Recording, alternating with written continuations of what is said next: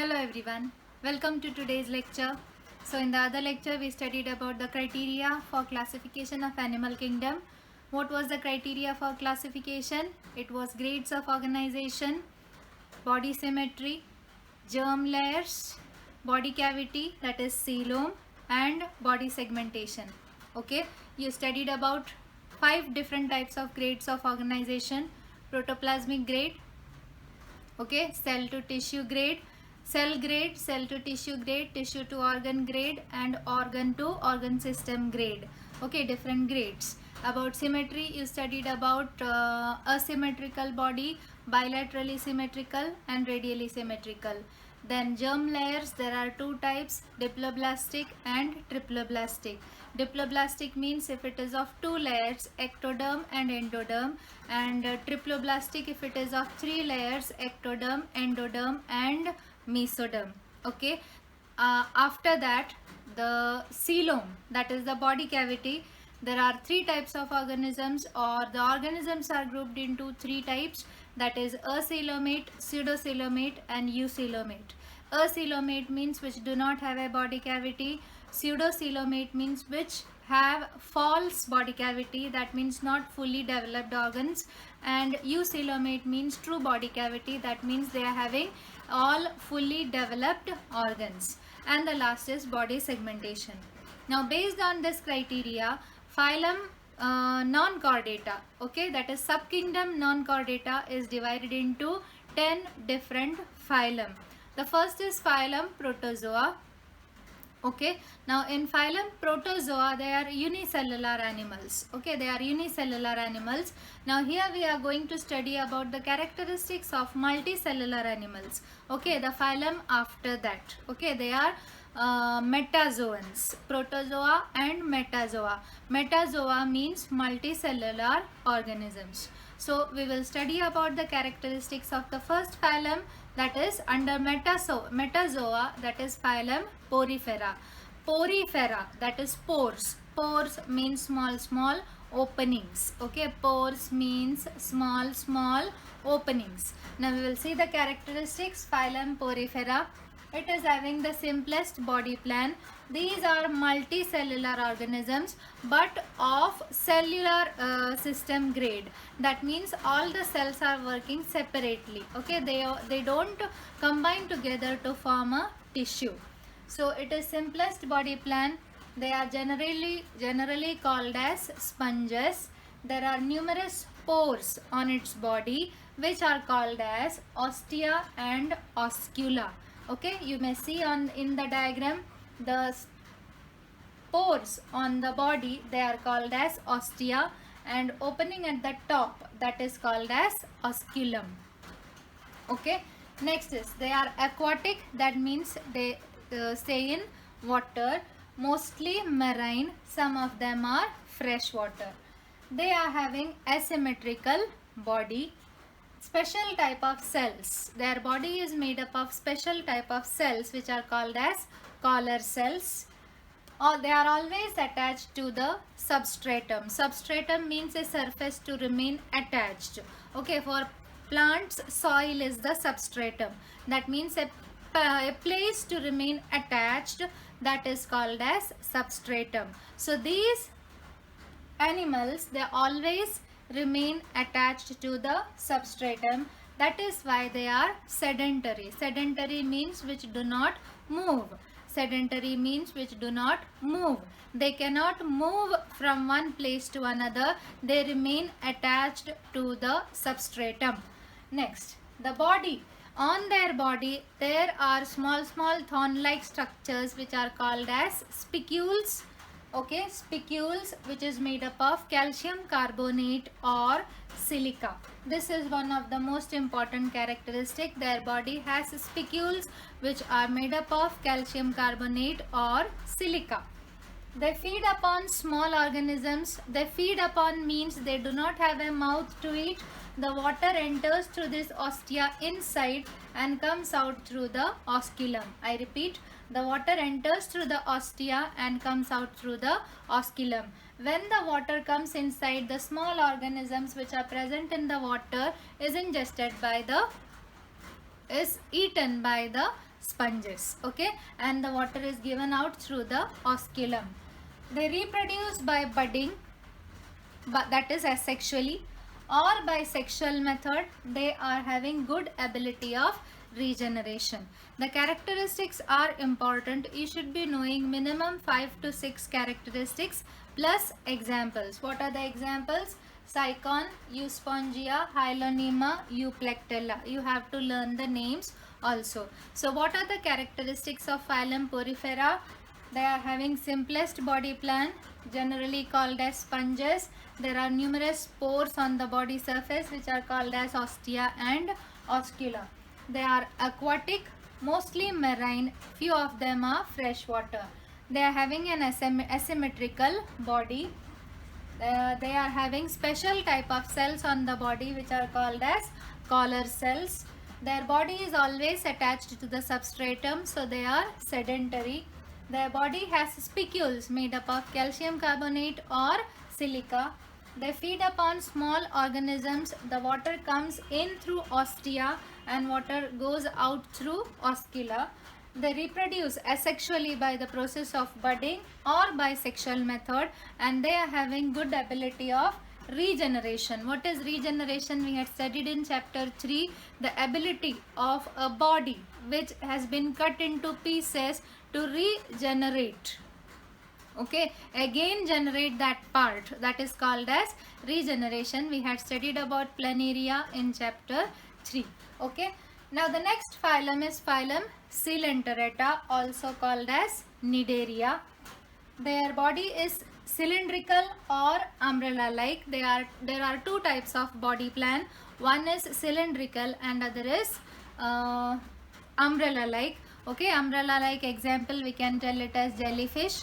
Okay, and cylindrical, this is hydra. The diagram given of hydra is very important. So cylindrical body plan, it is called as polyp, and umbrella like it is called as medusa. Okay, medusa. They are mostly marine, few of them are freshwater. They are having radial symmetry. Their body shows radial symmetry, and they are diploblastic. Diploblastic means they are made up of 2 layers. Nidoblast bearing tentacles. That means these are the tentacles. You may see the tentacles shown. At this region there are some small cells which are called as nidoblasts. What do this nidoblasts do? Nidoblast help in injecting toxin into the body of the prey. That means it is having protective function. And what is the function of tentacle? Tentacle is for capturing prey. These are the characteristics of phylum Coelenterata. Example: Hydra, Adamsia, Physalia, Aurelia. Aurelia is also called as jellyfish. So jellyfish, you might have seen, it is having an umbrella like body plan. Okay, that is called as medusa. And Hydra is having a cylindrical body plan. It is called as polyp. Mostly marine, few are freshwater, radially symmetrical, diploblastic. Nidoblast bearing tentacles around the mouth. Okay, here they are having tentacles. What is the function of tentacles? Tentacles are useful for capturing prey, and nidoblast inject toxin into the body of the prey, so they are having protective function also. This is the diagram of Hydra. The diagram of Hydra is generally asked. It is important. Okay, now we will see the next phylum. Now on page number 68, you may see there is a box. Do you know box? It is about bath sponge. I will read out that box. This is a black colored and somewhat round shaped animal. Okay, it is about sponges belonging to phylum Porifera. Its body is mainly made up of fibers of protein spongin, and due to this they have good water holding capacity. It was used for bathing during old days because it has good water holding capacity. Besides, it was also used for manufacturing of pillows and cushions. These were also used as wetting material for sticking postage stamps and counting the currency notes. Okay, so this is some information about sponges which belong to phylum Porifera. Now there is a box below, a yellow box, you may see. Coral reefs are present in ocean. These reefs are actually colonies of specific cnidarians. Okay, that cnidaria means belonging to phylum Coelenterata. A precious stone called as coral. You might have heard about coral. In Marathi we call it as pora. And the coral powder used in Ayurveda is derived from these reefs. Okay, you might read this, it is for your information. Now we may see the characteristics of the next phylums. I have written here 3 phylum. The first one is phylum Platyhelminthes. Now helminths means worms. All these are worms. These two are worms. Helminths means worms. Platy means flat. So flat worms, and Aschelminthes means round worms. Okay. So Platyhelminthes, their body is slender, flat, leaf-like or strip-like. For example, tapeworm is in the form of a ribbon. It is in the form of a strip. So it is said to be strip-like. Okay. So its body is slender, flat, leaf-like or strip-like. They are called as flat worms because their body is flat. They are endoparasites. Now what do you mean by a parasite? A parasite is an organism which depend upon another body for its survival. Okay, which depend upon the food or depend upon the blood of other organism for its own survival. There are 2 types of parasites, endoparasites and ectoparasites. Endoparasite means parasite which live inside the body of another animal, and ectoparasite means which lives outside the body of another animal. For example, these roundworms, tapeworms, they live inside our body. Okay, they live inside our body means, and they cause harm to our body. Okay, they are harmful. Okay, it is not present in everybody's body. Okay, it is present, it is an infection caused due to contaminated food and water. The eggs of these worms enter into our body. It goes into our intestine through contaminated food and water, and they grow into worms there, and it causes different types of infection to us. Okay, so we have to go to the doctor and take treatment for that. So these are some worms which live inside our body. So they are called as endoparasites. Endo means inside the body. Parasite means which live inside or outside of another organism's body, and it causes harm to that body. It is harmful. So these organisms are endoparasites. They are acoelomate. They do not have a body cavity. They are bilaterally symmetrical. They are triploblastic. Triploblastic means it consists of 3 layers: endoderm, ectoderm and mesoderm. They are hermaphrodites. Hermaphrodites means the male reproductive organs and the female reproductive organs are present in the same organism. Okay, that means the same person, the same organism has the both male reproductive system and female reproductive system. This is an objective question which is asked, 1 mark question. The one word for an organism which has both male reproductive system and female reproductive system, that is called as hermaphrodite. Example is planaria, liver fluke, tapeworm, etc. They are having suckers. Okay, they are having they move with the help of these suckers. With the help of these suckers, it eat up the food which is digested by us. For example, tapeworm is having a sucker with the help of which it eats the food which we have eaten and digested. Okay, the food which we eat, we digest it. Okay, in our intestine, the digested food is there, and the digested food is eaten by that tapeworm with the help of these suckers. Okay, so these are the characteristics of phylum Platyhelminthes. Body is slender, flat, leaf-like or strip. They are called as flatworms. They are endoparasites, acoelomate, bilaterally symmetrical, triploblastic and hermaphrodite, and examples. Now we may move on to the next one, that is phylum Aschelminthes. They are long thread-like, cylindrical.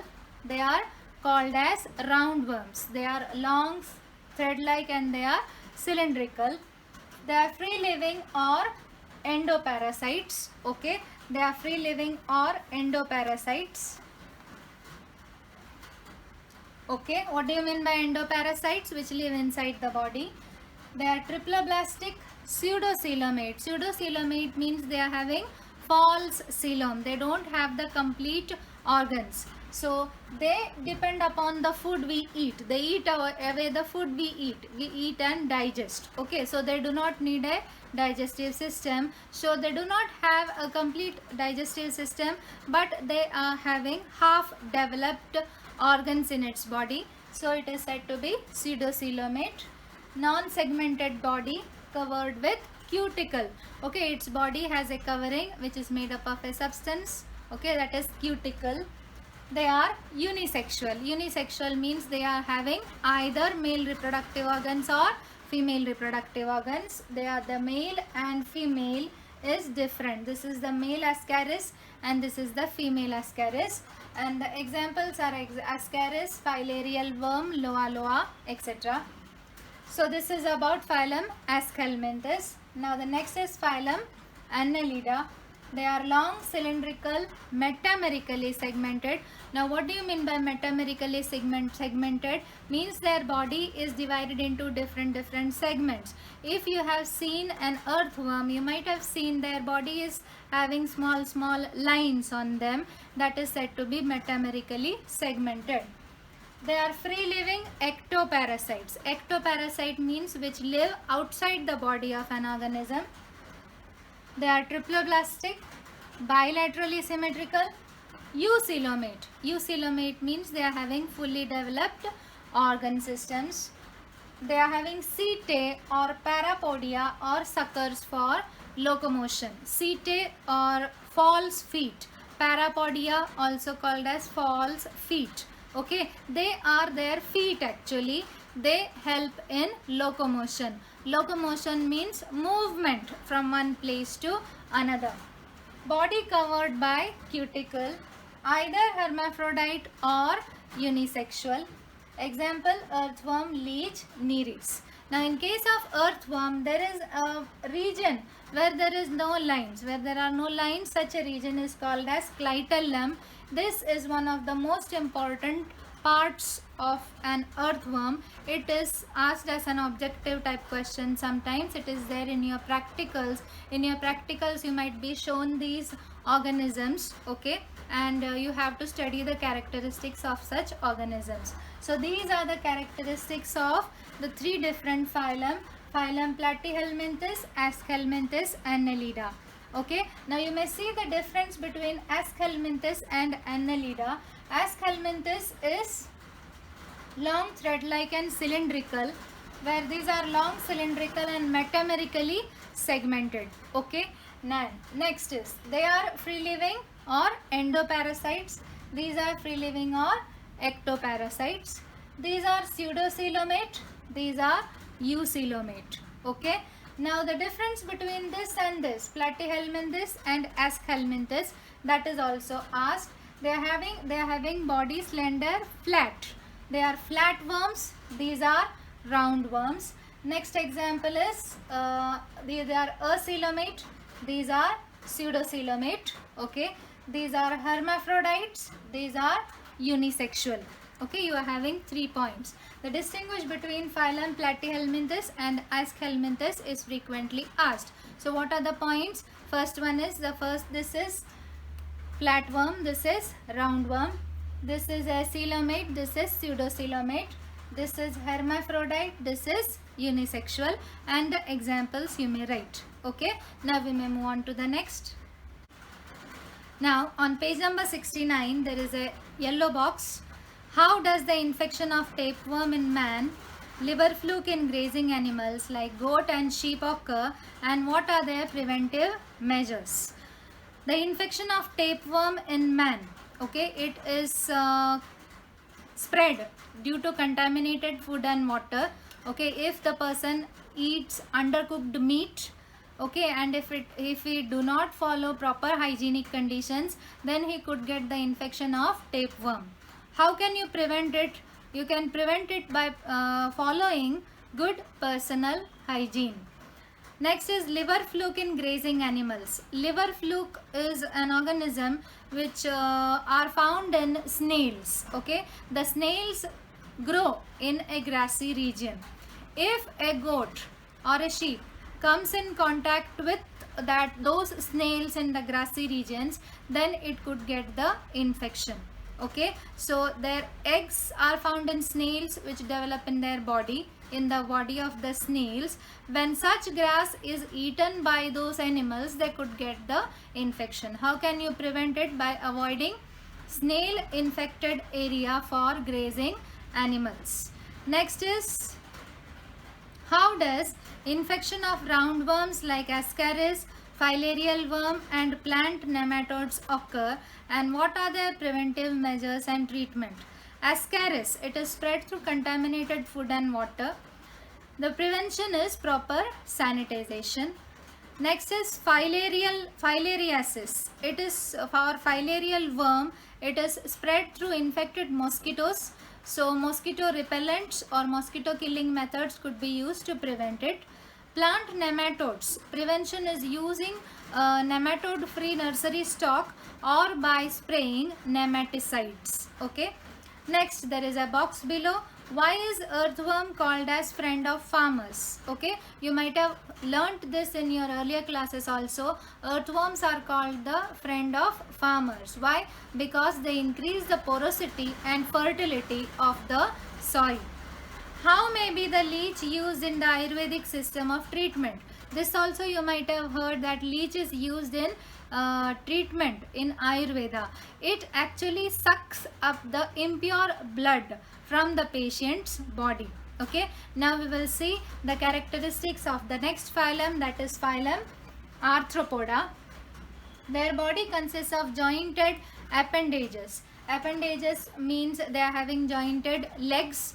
Okay, they are having jointed legs, so they are called as arthropoda. Arthro means jointed, poda means feet. Okay, so they are having jointed appendages, so they are called as arthropods. They are the largest phylum. It is the largest phylum with the largest number of organisms on the surface of the earth, and it is the most successful phylum. Next is, they are found in all habitats. Okay, there are terrestrial organisms also and aquatic organisms also. They are triploblastic, eucoelomate, bilaterally symmetrical, and their body is segmented. Now you might be knowing about what do you mean by triploblastic, eucoelomate, bilaterally symmetrical, segmented. I repeat, triploblastic means which consists of 3 layers: ectoderm, endoderm, mesoderm. Eucoelomate means which consists of true coelom, true body cavity. Bilaterally symmetrical means if you divide longitudinally, the two halves are the same. Their body is segmented. They are having an exoskeleton. Their body is covered by a substance which is called as chitin. Okay, so it is said to be chitinous or chitinous exoskeleton. They are unisexual. Example: crab, spider, scorpion, millipede, centipede, cockroach, butterfly, honeybee. All those examples you may learn. Now you may move on to page number 70. There is a question: what is chitin? Okay, what is chitin? It is a type of polysaccharide. Okay, it is a type of glucose actually. It is a derivative of glucose. Now let's think. What type of benefit and harm occur to humans from the animals of phylum Arthropoda? Okay, some arthropods are useful to us, some arthropods are harmful to us. For example, butterflies help in pollination, silkworm helps in production of silk, honeybee helps in collection of honey. Okay, now the harm: mosquitoes are harmful. Okay, they suck our blood. Bed bugs are harmful. Cockroaches are harmful. They spread diseases. Okay, so these are harmful and useful arthropods. Which are the animals from phylum Arthropoda? Those have shortest and longest lifespan. According to my search, I have given some examples. Shortest is for mayfly. Mayfly, that is about 24 hours. Now you might have seen, when there is a shower, rain shower in May month, in the month of May, then at that time some flies come out from the soil. Okay, some flies come out from the soil, they fly, and then by the next day they are dead. Okay, so that is mayfly. Their lifespan is about only 24 hours, so it is having the shortest lifespan. And longest is of about lobster. You might have heard about lobster. It is about 100 years. Why has it been said that only insects directly compete with humans for food? Because the standing crop in the fields, there are insects which are able to attack the crops in the fields. You might have heard about the locust attack recently which had happened. Okay, it attacks the crops and destroy the crops, so they directly compete with the human beings. Okay, so this is about phylum Arthropoda. There is a diagram of a cockroach given. You may see their body is having head, thorax and abdomen. They are having wings, they are having legs, they are having antenna. Okay, so the diagram is important. Now we may move on to the next phylum, that is phylum Mollusca. We will see the characteristics of Mollusca.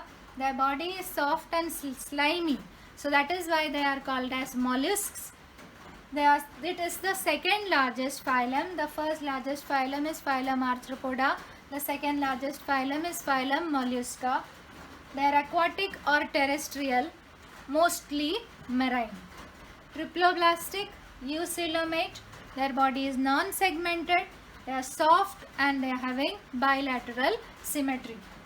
Their body is divided into head, foot and visceral mass. Now if you might have seen a snail, it is having a head, it is having a body like this, and it is having a shell on its back. Okay, so its body is divided into head. It is having a head, it is having a foot.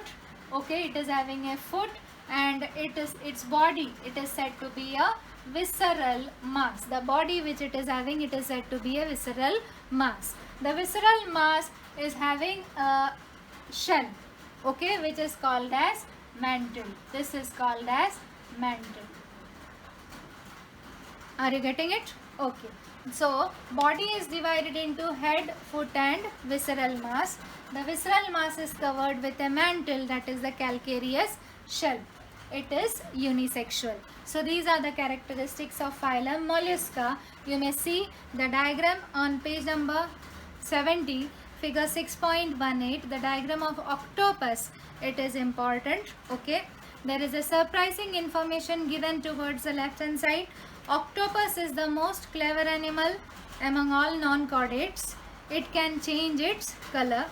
It can perform 3 types of locomotions like swimming, creeping and walking. Okay, so this is about information on octopus. Now we may move on to the next, that is phylum Echinodermata. Echino means spines or spiny thorn-like structures on its skin. Derma means skin. So they are called as Echinodermata. So calcareous spines. Calcareous means which is made up of calcium. Okay, or which has calcium in it. So it is said to be calcareous. So calcareous spines are called as echinoderms. They are only found in ocean. Their body is triploblastic, eucoelomate. They are radially symmetrical in the adult stage but bilaterally symmetrical in the larval stage. Okay, this is one of the most important characteristics which you have to write in this. The skeleton is made up of calcareous spines or ossicles. The outer side, you might have seen a starfish. It is hard from outside. It is made up of calcareous spines. Calcareous means which is made up of or which consists of calcium. Good ability of regeneration. They can regenerate. Their locomotion by tube feet. They are having suckers like structures below with the help of which it can move. Locomotion means movement. For movement they are having tube feet, and some are sedentary. Sedentary means which cannot move. So this phylum consists of both the type of organisms, one which can move and one which cannot move. Which can move they move with the help of tube feet and the others don't move. They are unisexual. So these are the characteristics of Echinodermata. The example is starfish, sea urchin, brittle star, sea cucumber, etc. Okay. Now there is a box on page number 71. Do you know? In certain situations, starfish can break apart its body parts and regenerate them later on. That is the property of regeneration. Their body part can be regenerated. Now we will see the last phylum. Now this is the last phylum, that is phylum Hemichordata. Hemichordata, that means they are having some characteristics of chordata. What is the most important characteristic of chordates? They are having notochord. What is a notochord? It is a cord which is present in the body of an organism which later develops into vertebral column. Okay, I had discussed it in the first lecture about vertebral column. What is vertebral column? It is the set of bones which are having towards the back through which the spinal cord passes. Okay, so this notochord later develops into vertebral column in case of us. Okay, but some organisms are having notochord only, but they do not develop into vertebral column. So this Hemichordata, their body is divided into three parts, which is called as proboscis, collar and trunk. You may see in figure 6.20, the topmost part, which is called the front part, it is called as proboscis. Then there is a collar and then there is a body part which is called as the trunk. And the notochord is present in the proboscis region only, so it is called as hemichordates. They are already also called as acorn worms. They are marine animals and they live in burrows in sand. They are having one to many pharyngeal gill slits. Okay, this is the characteristic of chordates. Pharyngeal gill slits. They are unisexual. Some of them are hermaphrodites. Okay, so these are the characteristics of Hemichordata. We will discuss the diagram. You can see the animals in phylum Hemichordata, figure 6.20. The proboscis, the collar region and the trunk. The diagram is important. Now there is a box below that is asked as a question. Through the viewpoint of evolution, Balanoglossus is considered as connecting link between non-chordates and chordates. Why? Because it has some properties of chordates also, but not all the properties. So it is half chordate, half non-chordate. This animal shows the characteristics of both the groups. So it is said to be a connecting link. Who is said to be a connecting link? Balanoglossus is said to be the connecting link of chordates and non-chordates. Okay, so this much about the characteristics of non-chordates. You have to learn minimum 5 to 6 characteristics of each and every type of phylum. You have to learn the examples, all the examples. The diagrams are also important. Now here I have shown a phrase for you to remember in order the 9 or 10 different phylum. Okay, the first phylum is Protozoa, that I have not written here. I have started with Porifera. The statement is Prince Charles Place again and again meet, eat hamburgers.